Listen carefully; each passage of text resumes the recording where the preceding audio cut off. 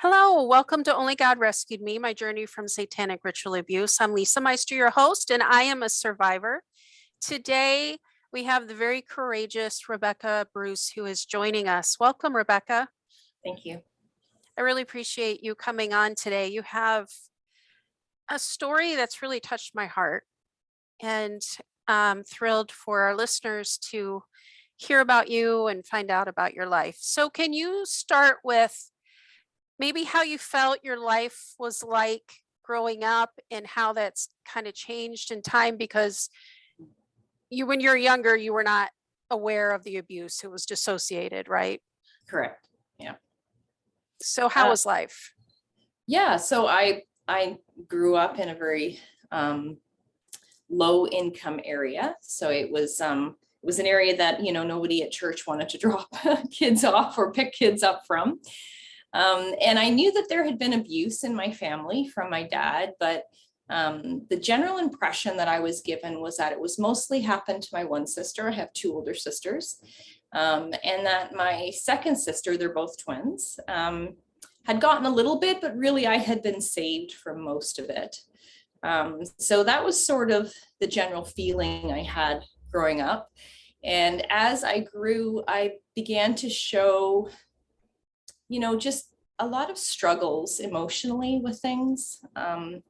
I battled depression. And over time, I began to ask questions of my mom and wanted to know things like a lot of kids do. Mom, tell me what it was like when I was little. And, and what did you do with my hair? And where did we go? And all those different things that I wanted to know. And so just over time, she began to just share bits and pieces.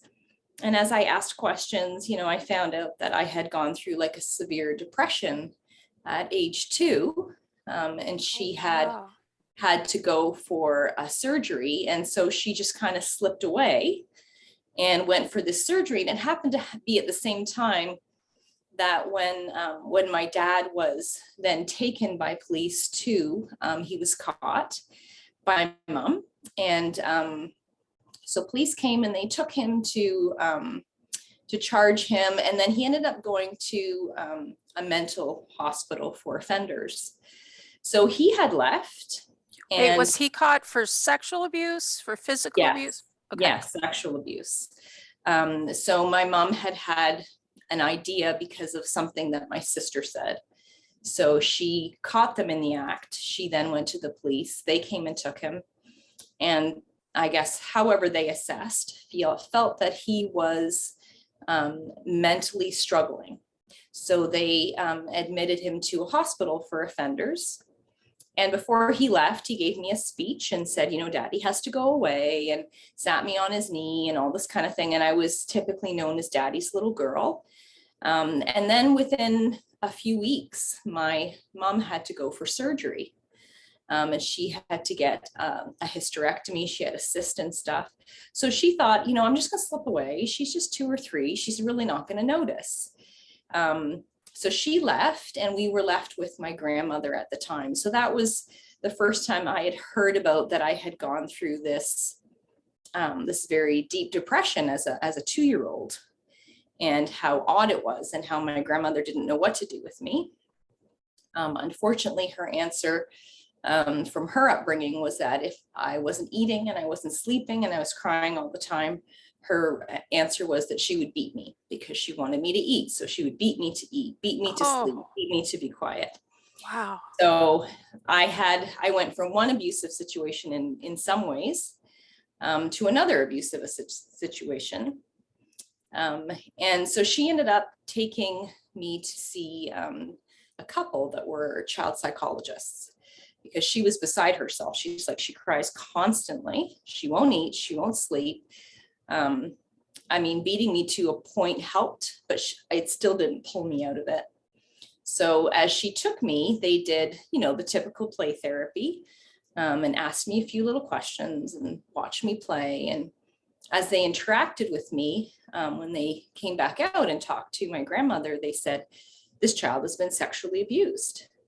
Can you tell us what's gone on in the family? So they were able to pinpoint it right away. And when my mom returned to get myself and my sisters, she talked to these child psychologists, and they were very concerned. And my mom explained, the abuser's no longer in the home, and, I'll make sure that she's safe and all those kinds of things. So it was a bit of an odd situation. I'm not really sure how back then they dealt with it, but as a couple, it seems very unprofessional to me, but I guess they were so moved and concerned that they actually said to her, if you feel you can't afford to have 3 children, we would adopt your little girl, because they felt very concerned for my safety and thought, we can't have children of our own, and we would love to have her as our little girl. Anyways, my mom, of course, said I could never if I have 500 children or 1, I could never get rid of any of them. So I returned, back home with my mom and my sisters, and over time, my dad also eventually returned home. A couple years later. He went through different forms of therapy and ended up returning home. And in the process of that, my mom got a boyfriend because she wasn't sure what was going to happen with my dad. So she started dating again. She got a boyfriend who seemed like a really great guy. And he loved us kids.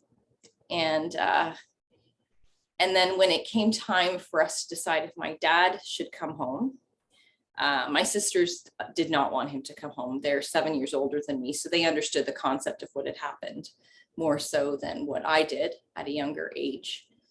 They did not want him to come home, but they wouldn't speak up to my mom. So my mom couldn't decide because she really wanted to stay with her boyfriend, but she also felt a commitment to her husband. So she didn't know what to do. So she went to my sisters and said, what do you girls want? My sister said, we don't know what we want. Let's ask Becky. So they went to the 3-year-old and asked her to make the decision to decide whether daddy should come home or not. Well, I was probably heading closer to 4 around that time, or soon to be 4. So I did what I remembered, which was I was daddy's little girl. So of course he should come home and we should all be a family again. When he came home, he was a very different person. And even though the abuse wasn't directly sexual anymore in any way to my sisters, it was still not a very safe environment. So as I grew, I basically started to exhibit signs of struggling in different ways, like alcohol, drugs.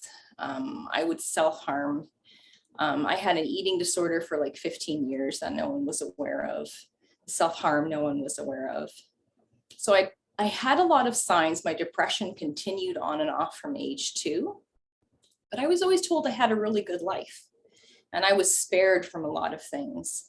And even though I had some bumps and bruises along the way, I had, some physical things that took place and dog bite and some surgeries and stuff, but my home life was decent and it was good. And we were a church going family. And so, I was just always under this impression that sure, things were rough, but not that bad. And everybody around me has it way worse than what I do.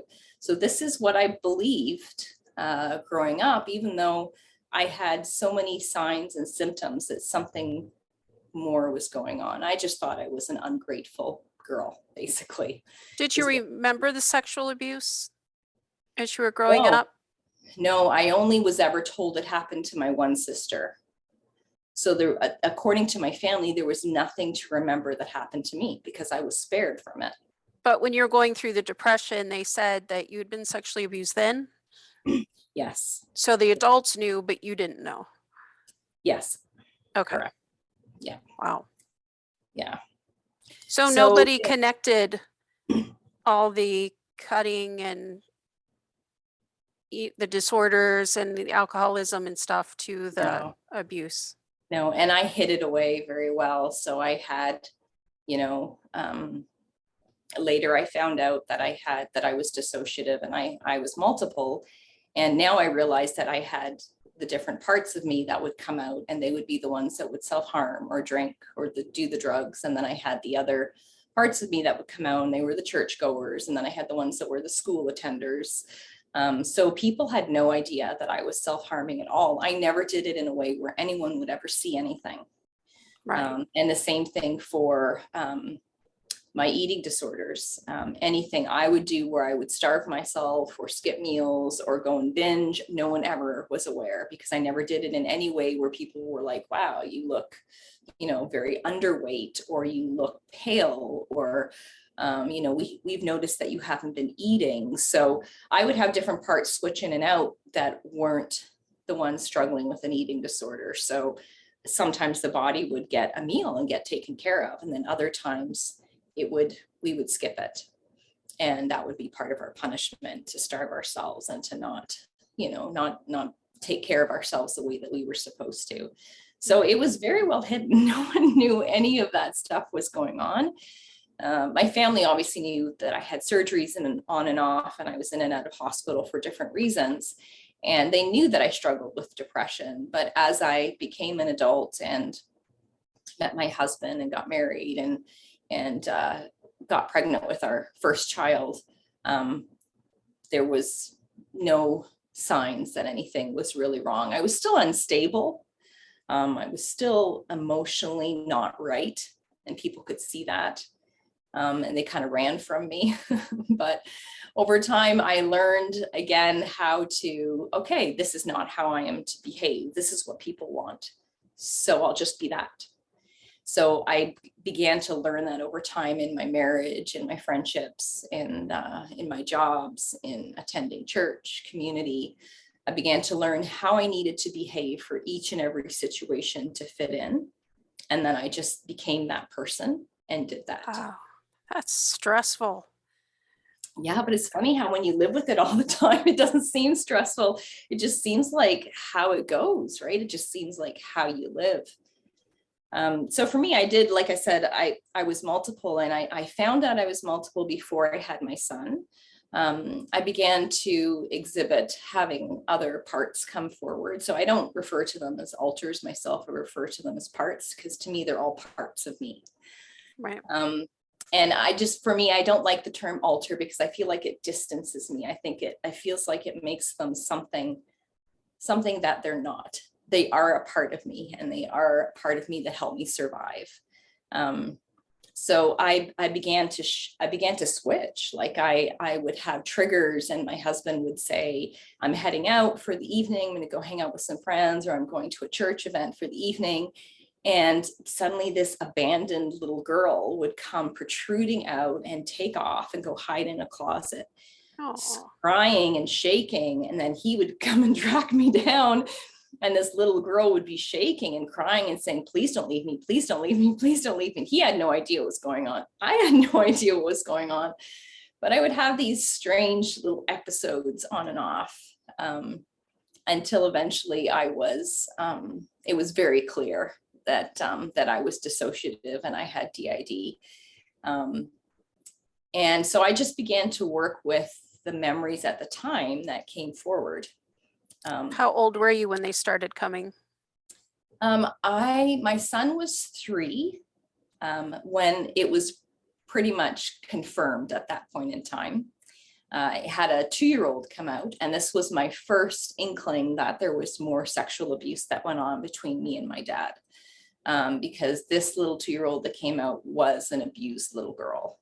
She wasn't a little girl that had been abused sexually, and wasn't just crying because she missed her daddy and her mommy. So I began to see some very, suspicious things around that. And my sister had gone through some of her own therapy around that time. So she was a great resource for me, because I was like, do you remember this? And do you remember that? And she was just really open and welcoming for any of the questions that I had. She couldn't answer much of my life, because she had so many gaps just from being very spacey and trying to cope with the difficulties for herself. So she validated you. She did. And she also validated that. She told me that she did have one memory where she walked in on me and my dad, but she said, I've never been able to see what it is I walked in on, But she said it was so horrible that I remember just feeling horror and shock and guilt that I didn't protect you. And I Oh, just quickly left. And I wow. thought, oh, okay. So I really prayed about it. I mean, I accepted Christ when I was 10. So I'd been a Christian for years, though I didn't really understand what a Christian was. But God had been my source and my strength.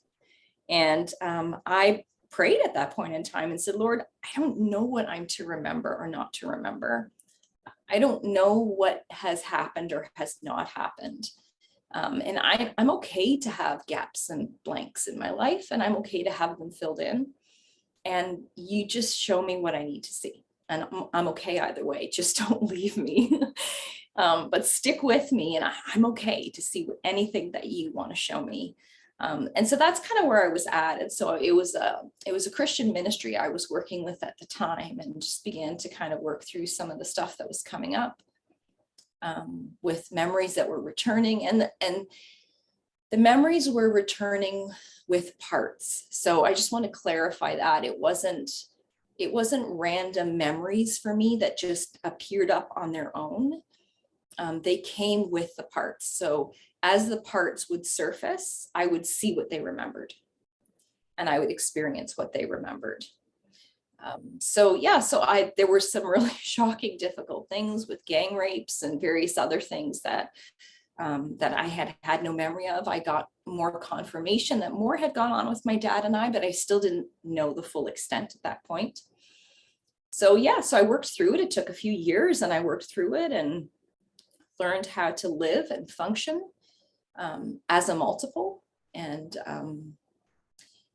things were going okay. Like it was getting better because I had dealt with so much pain, and I was at a place where I was really good to figure out on my own. I had different therapists come and go, and I was okay to figure out on my own. I felt like I'd learned enough to say, okay, if more comes up, I kind of feel like I know what to do on my own. I know how to process this on my own.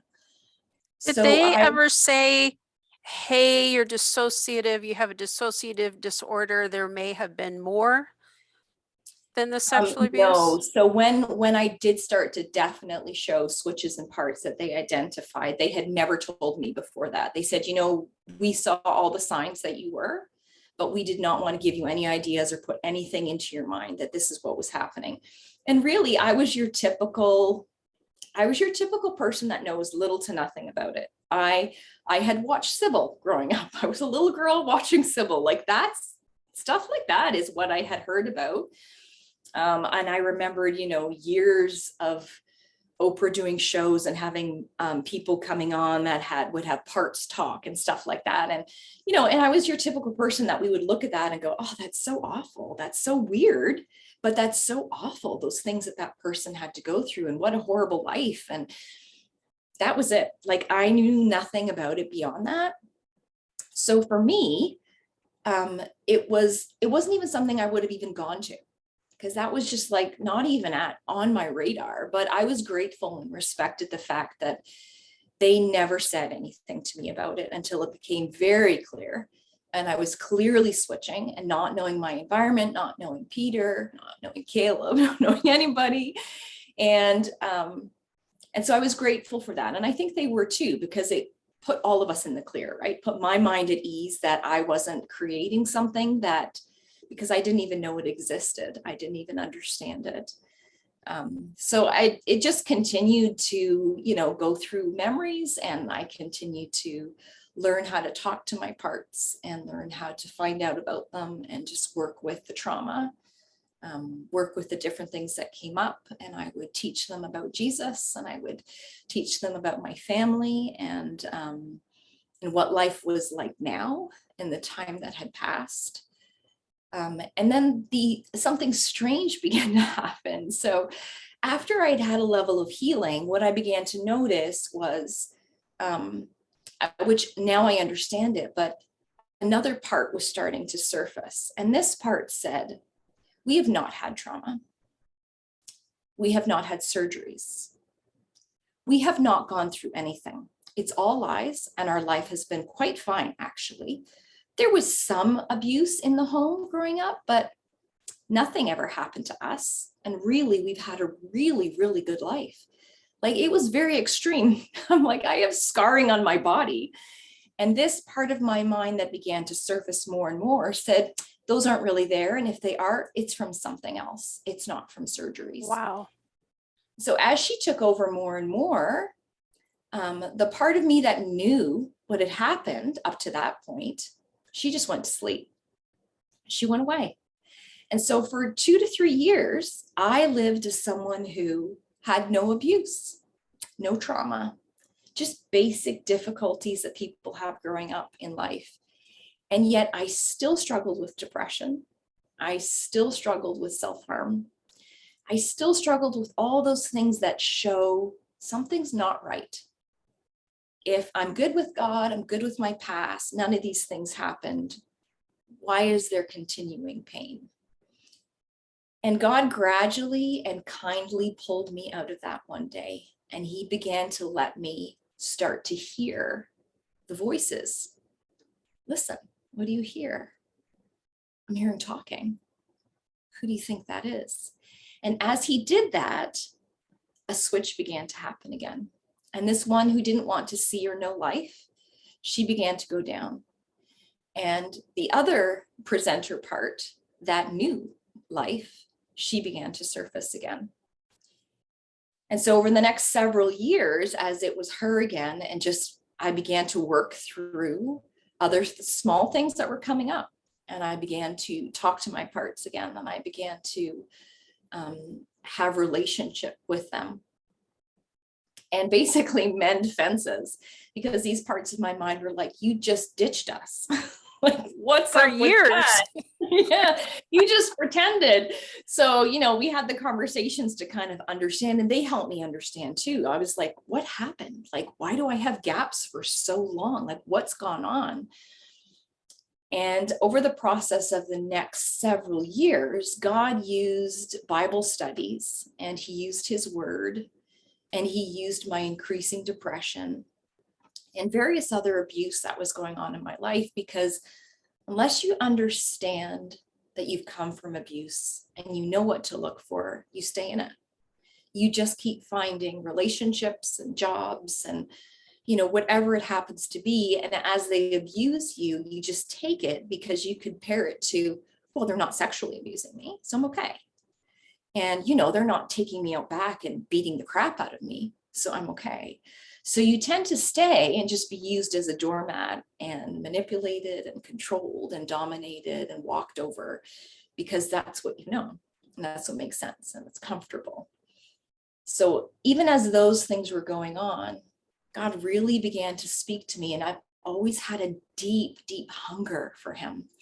I remember, just in my early 20s, I decided out of the blue, I said, Lord, when I read your scripture, people make covenants with you. That's what I want to do.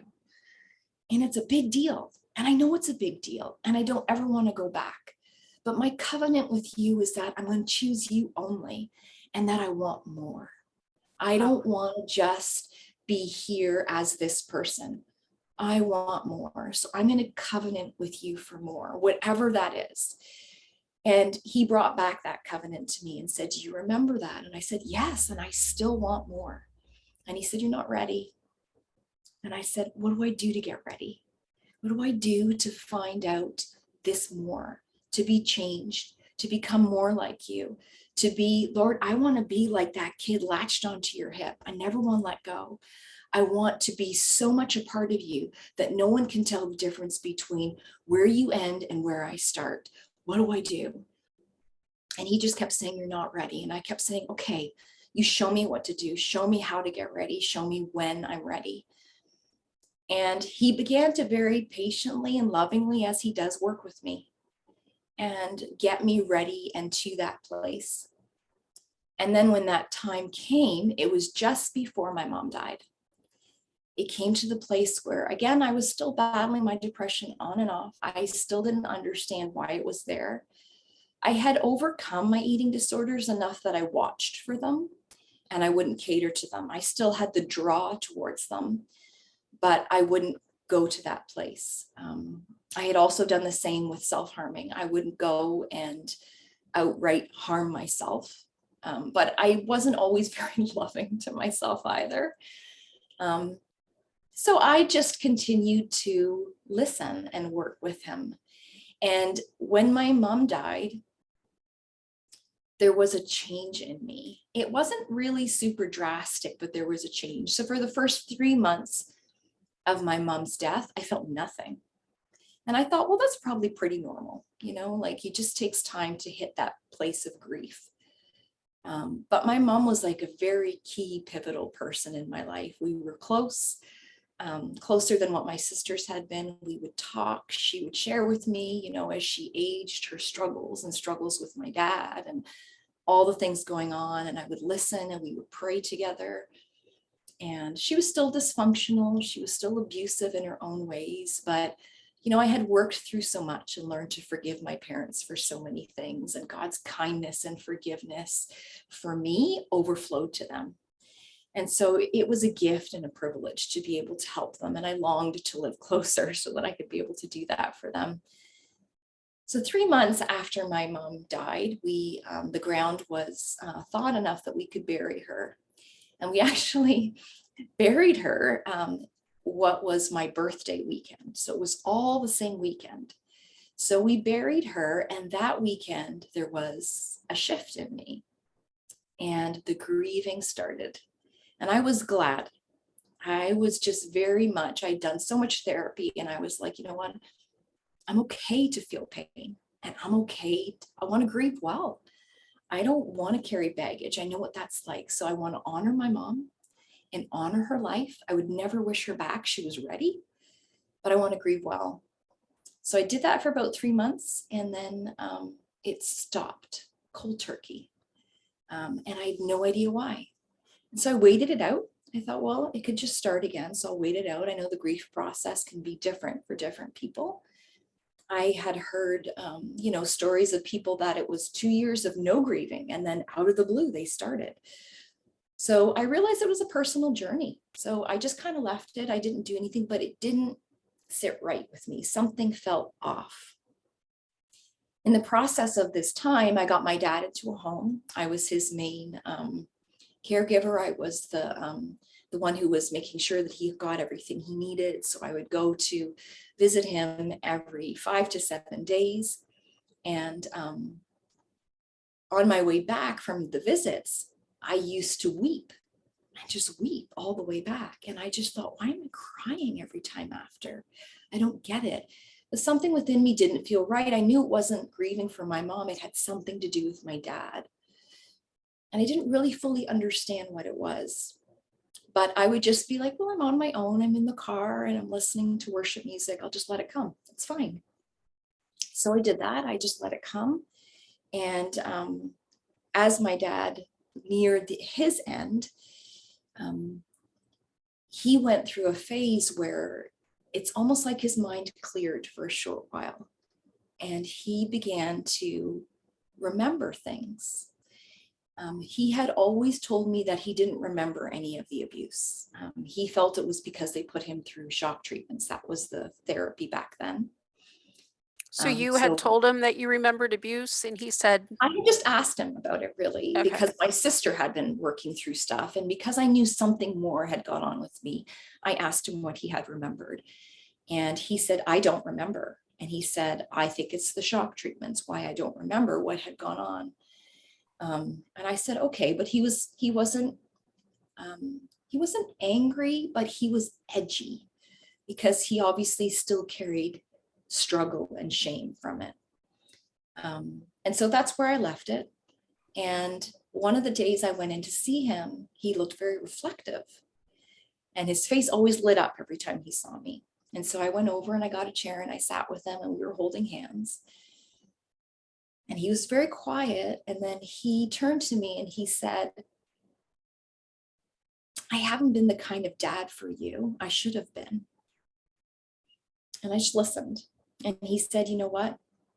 I didn't protect you and I hurt you. And I allowed things to happen to you that no dad should allow. And I didn't know exactly what he meant.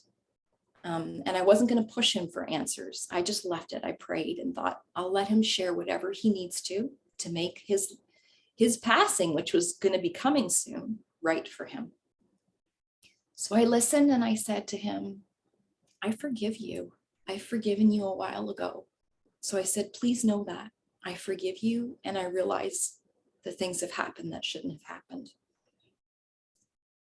So when the day came that my dad died, I remember it well. I was with him in his final moments. And I really feel God's timing was there. He was ready to go home. He had made as much as he could right with God. And as I sat there and was holding his hand and he took his last breath, my head exploded.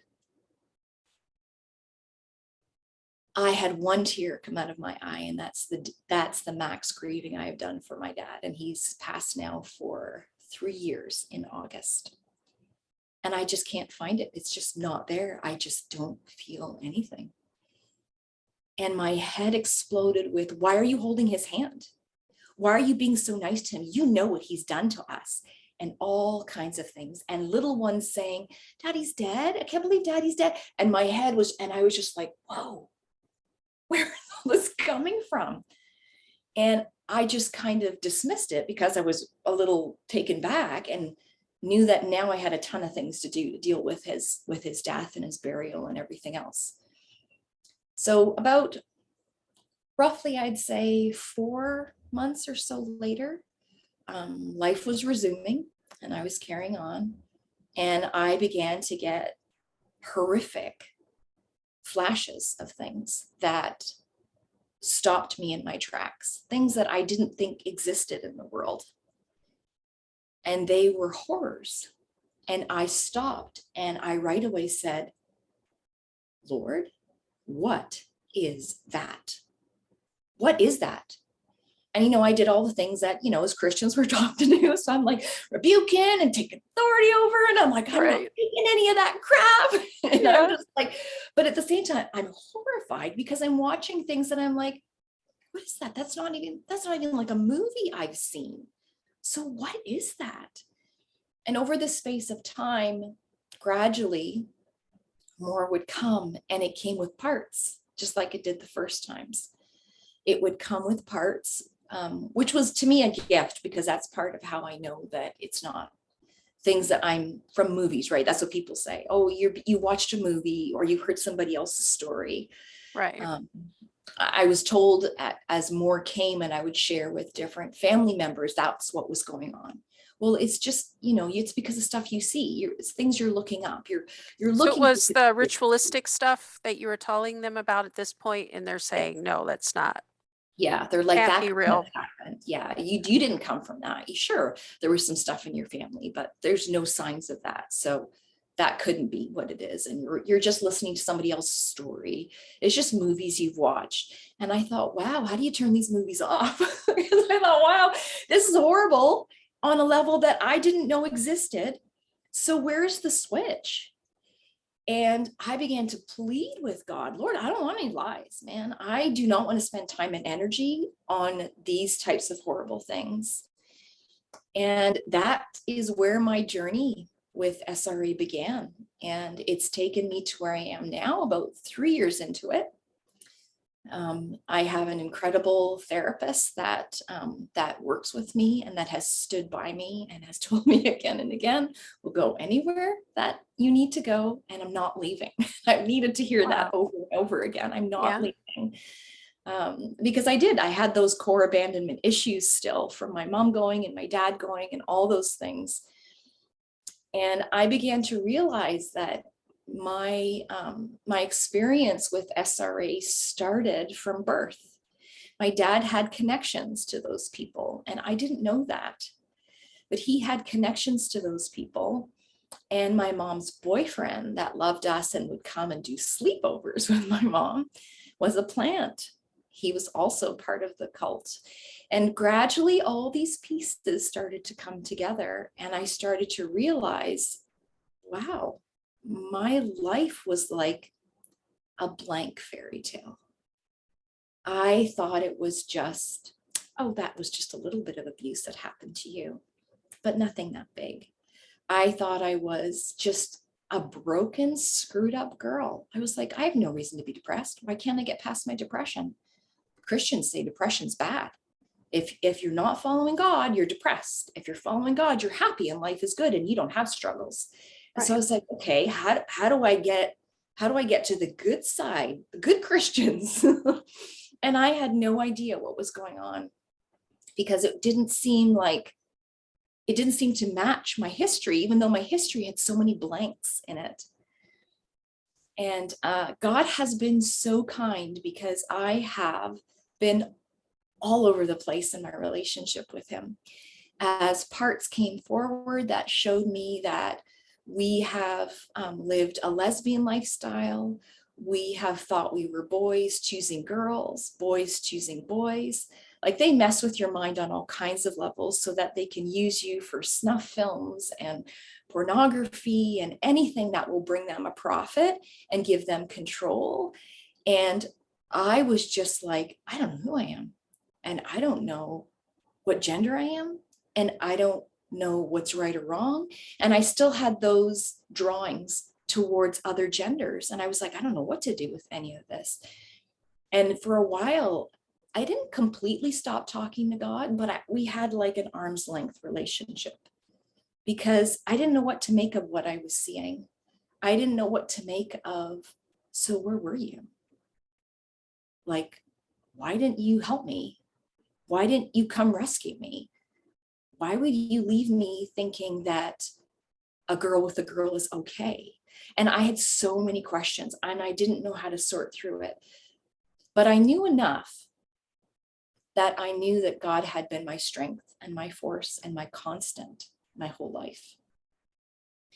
I knew that I had committed a covenant with him, and I wasn't going to just throw it away and break that.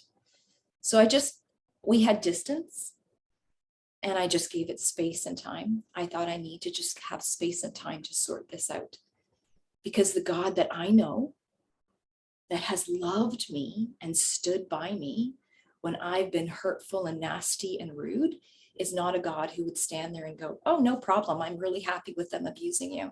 You let me know when you want to come out. That's not the God I know. So I had to give myself the space and time just to sort of sort through it and make sense of it.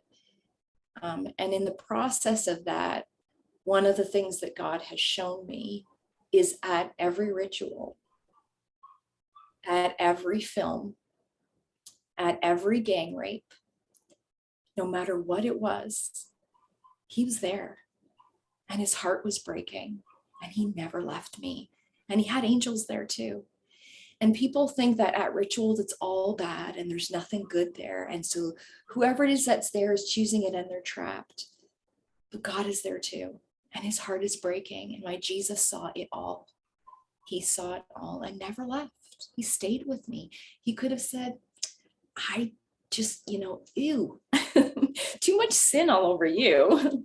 But he didn't. He saw that I needed a savior, even if I couldn't completely grasp it. And so when I understood that piece of it, it made so much more sense to me that God's character and who he is. And I'm just seeing that I'm kind of bright here. I've got the sun coming in. It's a nice day. It looked like God's light coming on you as you were speaking. I'm like, whoa, that's pretty cool. Yes, I've had to work through some really, really difficult things. And the reality is I'm still in process. I have learned that I have made oaths. I've made covenants with the King of Darkness. I have been coerced and manipulated to believe things are truth that are not. I get very confused by the word love. I know what it should mean. I know how it should look. But I still have so many parts inside of me that don't understand what that really means. Yeah. So I'm working through, I'm coming along. I have been used for horrible things like assassinations and torture and mutilation of people. I have parts that have been trained with military. So it's like I have part of my inner world. And for anyone who's watching that doesn't know, there's two different types of parts that I think is important for people to understand in multiplicity. There are the spontaneous parts, which come from a tragedy, a trauma, something that's too severe for the mind to handle. And so it breaks out of a natural way to break, and it creates its own break. And so when I first had DID, this is what I recognized. I had a lot of spontaneous parts. So they had their own space they lived in the mind, but it wasn't an internal world. When I realized I had parts that went with the cult family that I was with for almost 20 years, I realized that I had intentional multiplicity as well, which means they put you through torture and horrors to break you, to make whatever kind of part they want, the sexual one, the killing one, whatever it is they're looking for. And within every part, there's many that go with it to accomplish the task. And then you also have parts that randomly end up being created and hide away. So I have a few that have like helped to give information because they're sort of hiding in that inner world. So part of my inner world is with the military. And that's actually my least knowledgeable, other than the fact that I know that I've done tortures and torments, and I've done to others what has been done to me. So it's been done to me first, so I learned how to do it, and then I've also inflicted it on others. How do you deal with that? I dissociate. I tend to watch it.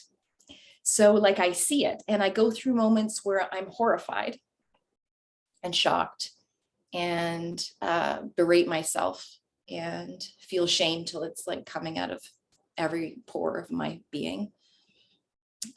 And I just allow it to be. One of the things I've really learned in healing is not to run from emotion.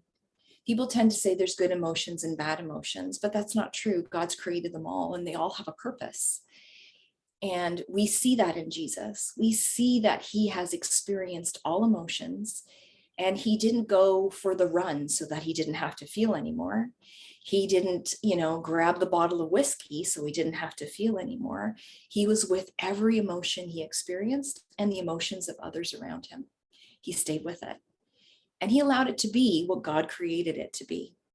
And so I realized this is what I need to do in my healing. I need to be with, no matter how crappy it feels, I need to be with it. And that doesn't necessarily mean I have to become fully involved and taken over in the emotion. I can take a stance where I'm aware of it. It's there, but I don't have to be so involved that, I'm being taken out from being able to function.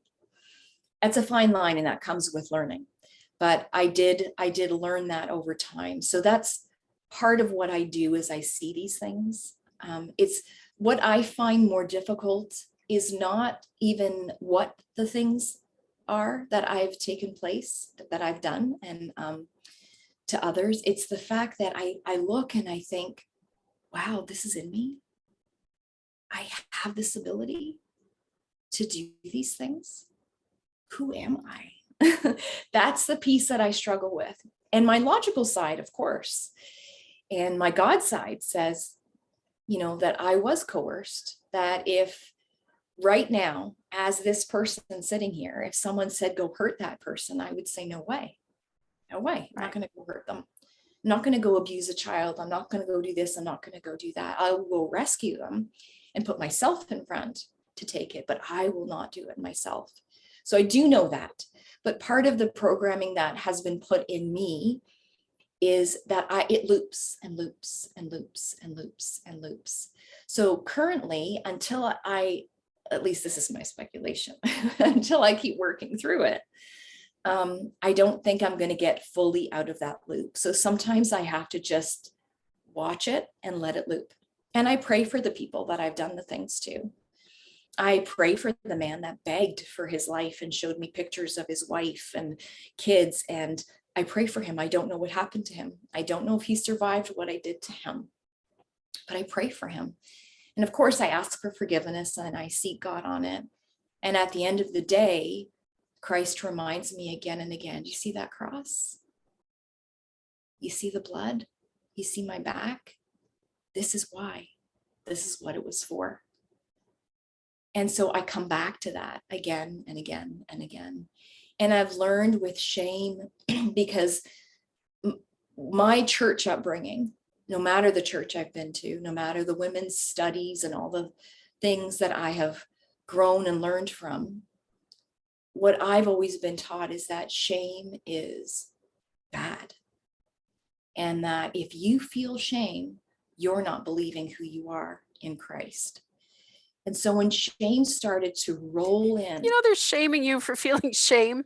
Think about that. Exactly. It's like, Exactly. sorry, So that all of just- us push it away and go, I don't feel shame. I'm close to Jesus. Yeah. And we just, and that's it. And so I would have more shame than I thought was possible. It would like be such a weight, it would take my breath.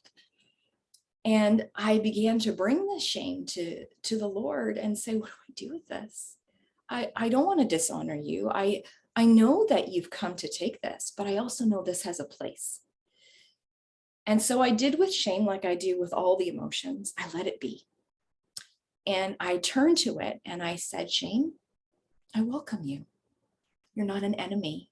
You have a place here. There's a reason that you're here. You're here to show me something and to tell me something. And I'm not going to ignore you. I'm not going to put you out on the back porch and put a cloth over you and pretend you're not there. You're just as valid as everything else I feel. So come and stay and be with me and help me to understand. And by doing that, there was less of a resistance. I was allowing it to be there. And it became more of a friend than it did this ominous, heavy thing. And I was able to see the lies that came with the shame, the lies that I was told over and over again. Whereas if I didn't give it the time of day and I didn't look at it and say, hey, tell me about you, I would have missed those lies and I wouldn't have been able to address them.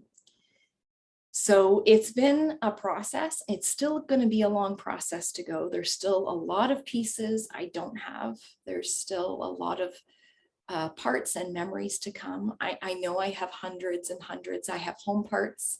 I have cult parts. I have parts from school. My friends were extremely abusive, and I got a lot of sexual and physical and various abuse from them as well. So I know that there's still a lot. I know but numbers don't matter to me. If I had 5 million parts, it doesn't matter to me. Every part of my mind is there to be heard and loved and honored and given space, the same way Jesus does for me. And I love the fact that I have one part, her name is Diamond. And from very early on, she took the intercourse with my dad when we were almost 2. And she took the intercourse with my cult father as well. And so that was her first beginnings. And so in the most horror times, Diamond has stepped in to say, I'll take it. Step out of the way, I'll take it. So Diamond doesn't want to be a boy. She doesn't want to be a girl. She wants to be an it because it's too painful to have a gender. She wants everything gender removed. If she could get surgery, she'd get the surgery and be a nothing. And so I've been able to see and understand that from a different perspective now and be with her. When Jesus comes, he comes to be with the parts that say, but I'm a girl who wants to be with a girl. I'm a boy who wants to be with a boy. I'm a person that doesn't want to be a person.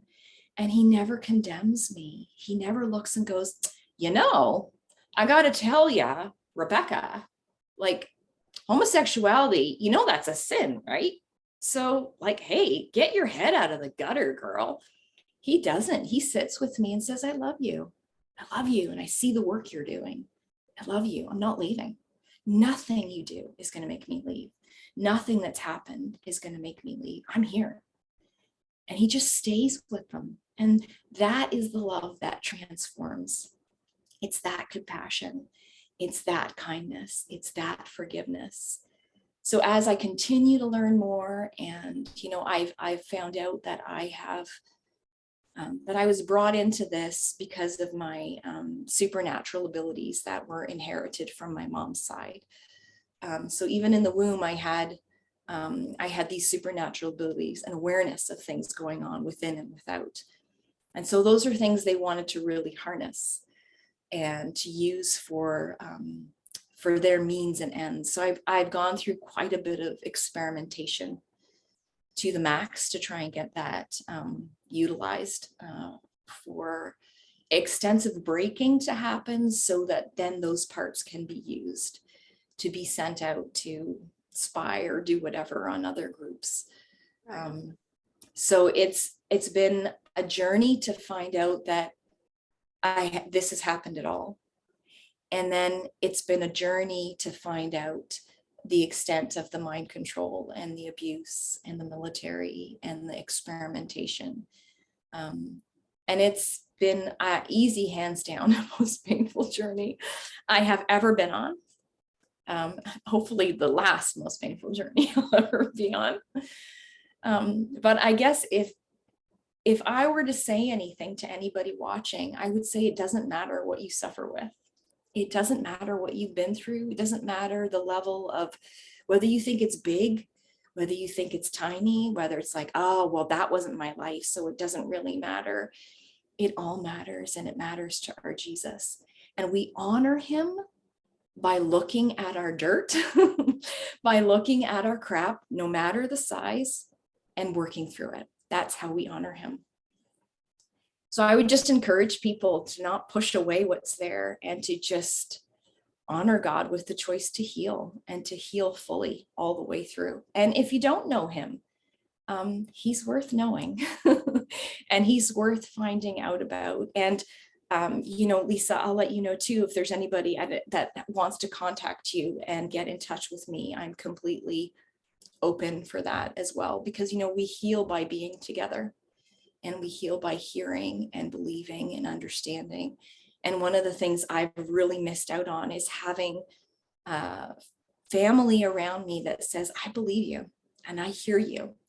And it's been a process. And some of my family are gradually getting there, gradually starting to say, okay, yeah, this is, obviously something that's gone on for you. Others are like, I don't want any part of it.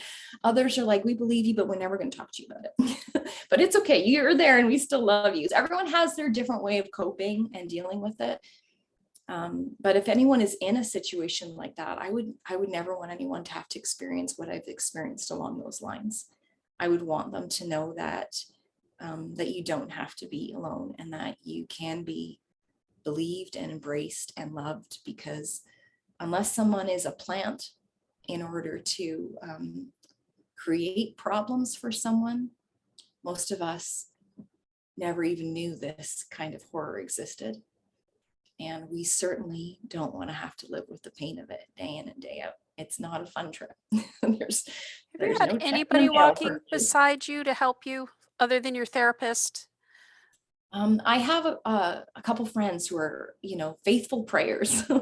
They will pray for me, and I can shoot them a message, go, hey, I'm heading into a session, and just, really pray for me with this, or just, the trauma at nights have been awful. Could you pray? And they've been faithfully by my side to do that. And my sisters have too. It's very difficult when it hits close to home, right? So they're trying to work through that process of understanding it too, because they were spared from all of this.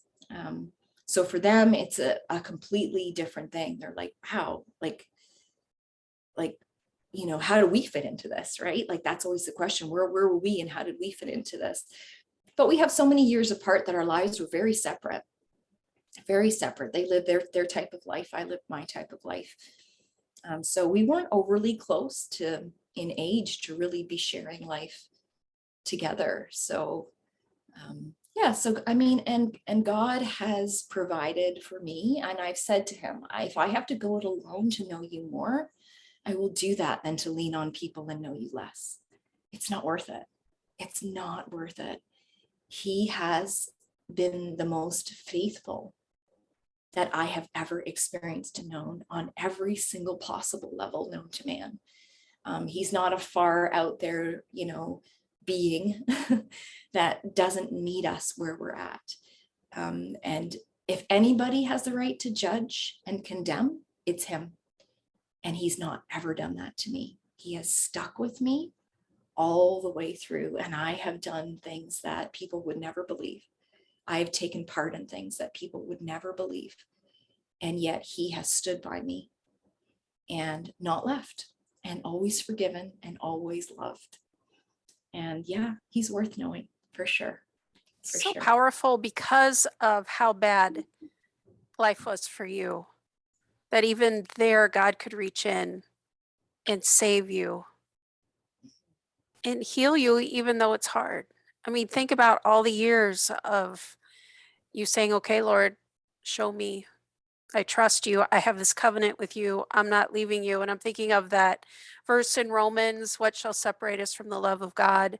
And it goes through every scenario, shall nothing will separate you from the love of God, and nothing has.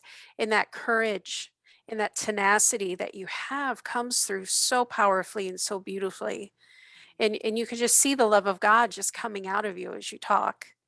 And that's your testimony, and it's powerful. The testimony, I think people get confused. The testimony isn't the bad things that happened. The testimony is God came in the midst of those bad things. That's right. And saved us.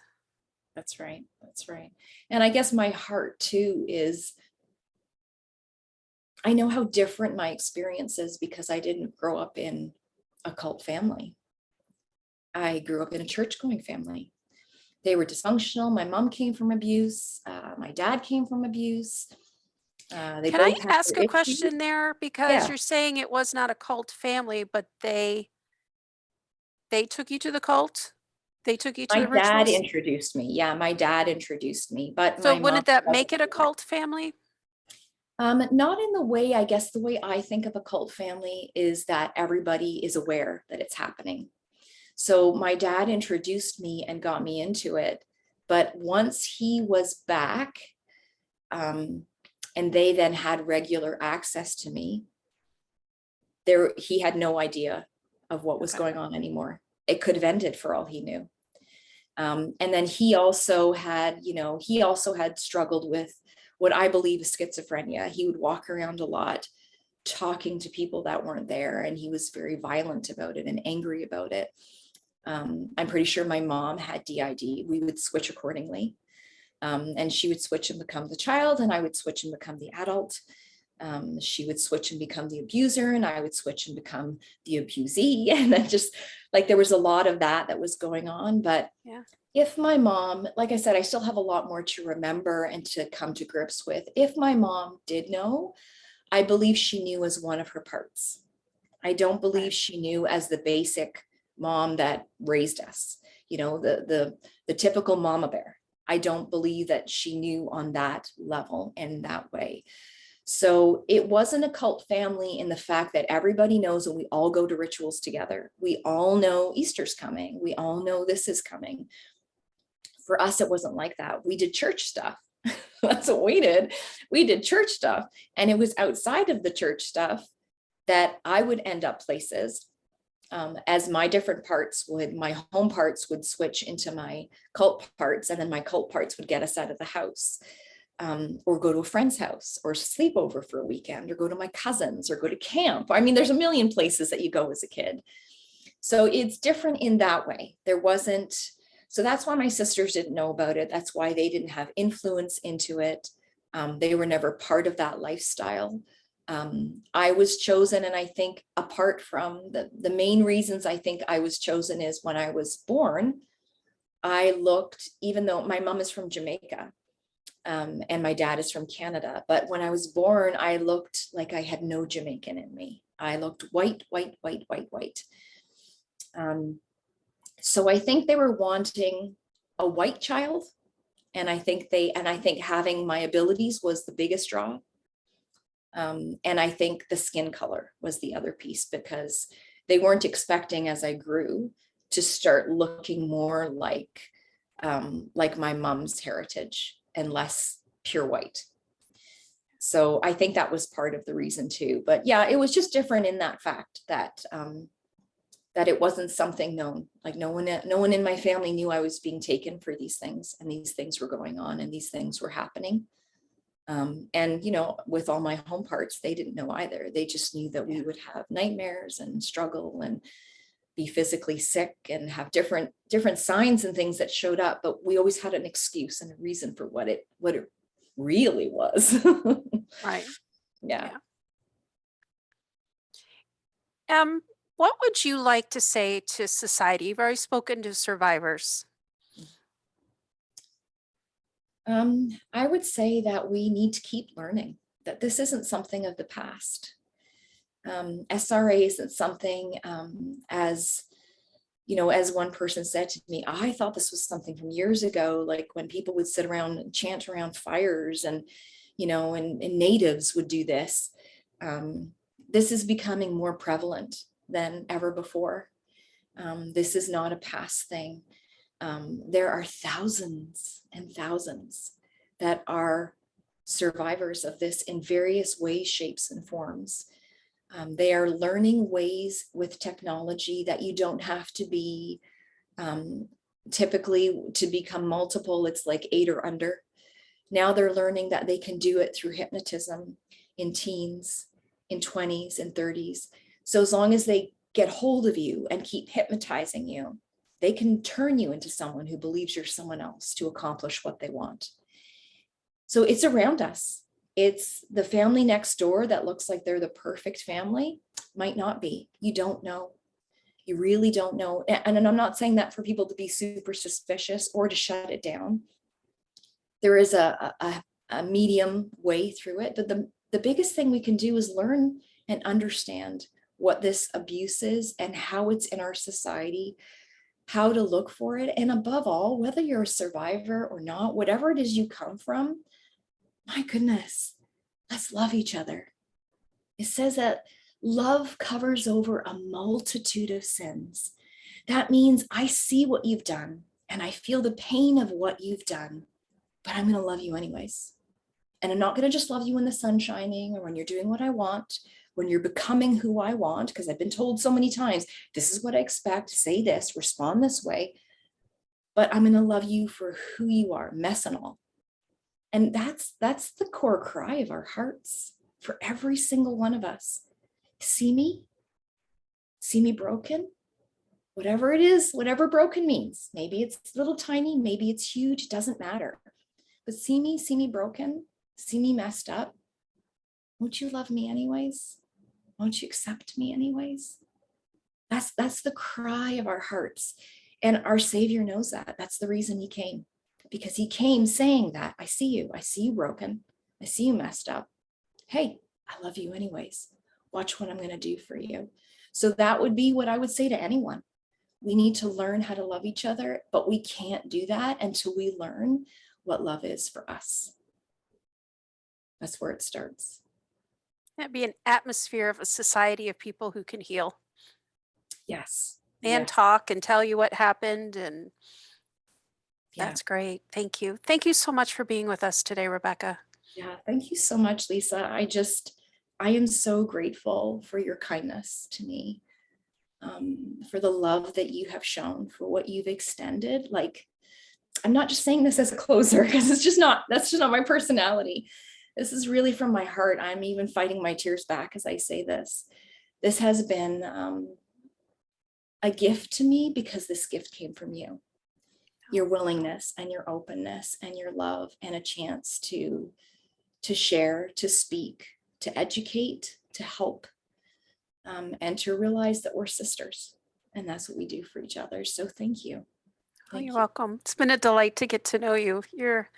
I just love the love of God that just effervesces out of you, and you have so much wisdom, and I appreciate that. So God bless you as you heal, and thank you for being here today.